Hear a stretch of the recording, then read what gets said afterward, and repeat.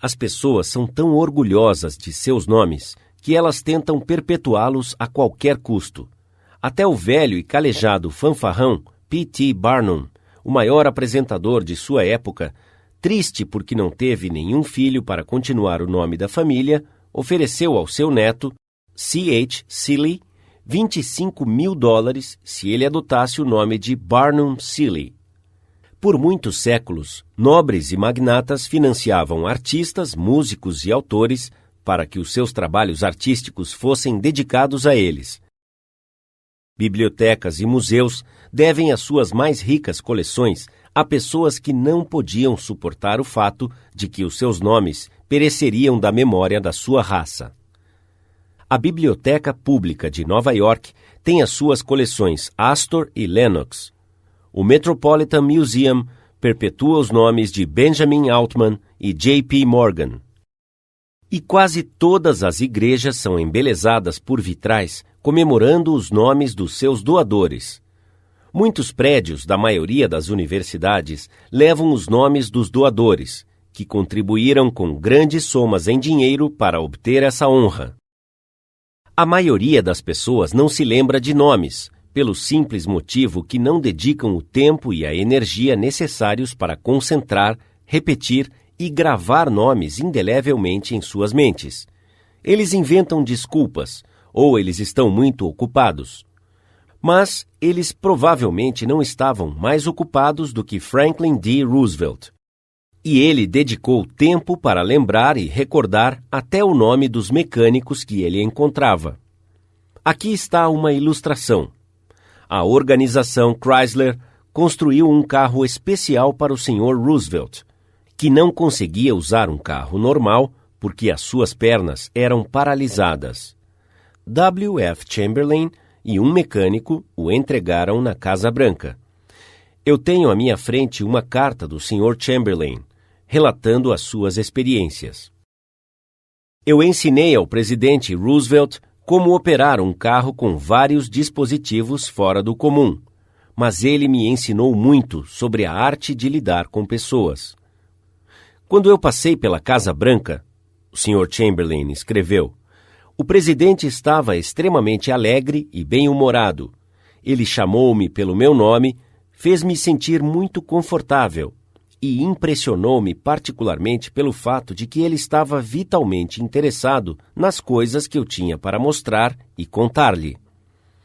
O carro foi projetado de tal forma que poderia ser operado apenas com o uso das mãos. Uma multidão se ajuntou para ver o carro, e ele disse, eu o acho maravilhoso. Tudo o que você tem a fazer é apertar um botão e ele começa a mover, e você pode dirigi-lo sem nenhum esforço.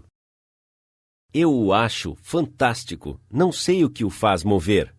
Gostaria de ter o tempo de desmontá-lo para ver como funciona. Quando os amigos e associados de Roosevelt admiraram a máquina, ele disse em sua presença, Sr. Chamberlain, eu certamente aprecio todo o tempo e esforço que o senhor dedicou desenvolvendo este carro. Certamente é uma obra de arte. Ele admirou o radiador, o retrovisor especial e o relógio, o refletor especial, o tipo de estofamento, a posição do assento do motorista, as malas especiais no porta-malas com as suas iniciais em cada mala. Em outras palavras, ele percebeu cada detalhe no qual eu havia dedicado tempo pensando e refletindo.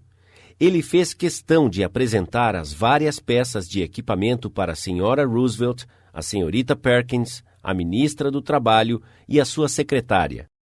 Ele até apresentou o carro ao velho porteiro da Casa Branca.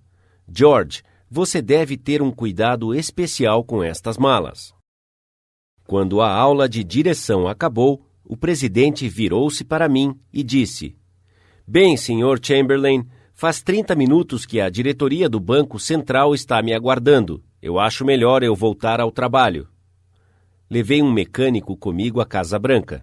Ele foi apresentado a Roosevelt quando chegou. Ele não falou com o presidente e Roosevelt ouviu o seu nome apenas uma vez. Ele era um homem tímido e sempre ficava em segundo plano. Mas antes de nos deixar, o presidente procurou o mecânico, o cumprimentou, o chamou pelo nome e agradeceu por ter vindo a Washington.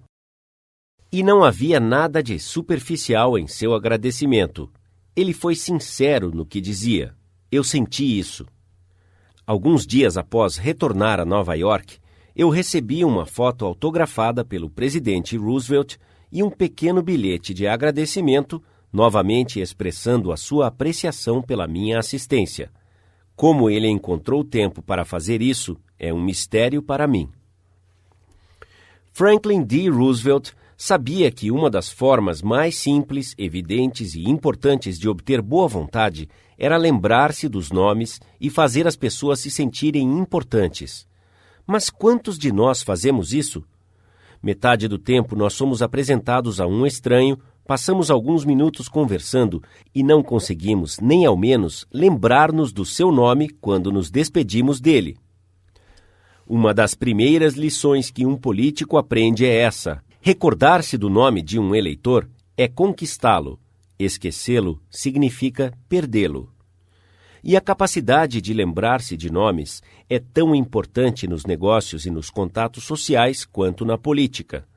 Napoleão III, o imperador da França e sobrinho do grande Napoleão, gabava-se de que, apesar de todas as suas obrigações reais, ele conseguia lembrar-se do nome de cada pessoa que ele encontrava. A sua técnica, simples. Se ele não ouvia o nome distintivamente, ele dizia: "Perdoa-me, eu não ouvi claramente o seu nome." E se fosse um nome incomum, ele diria: "Você poderia soletrá-lo?"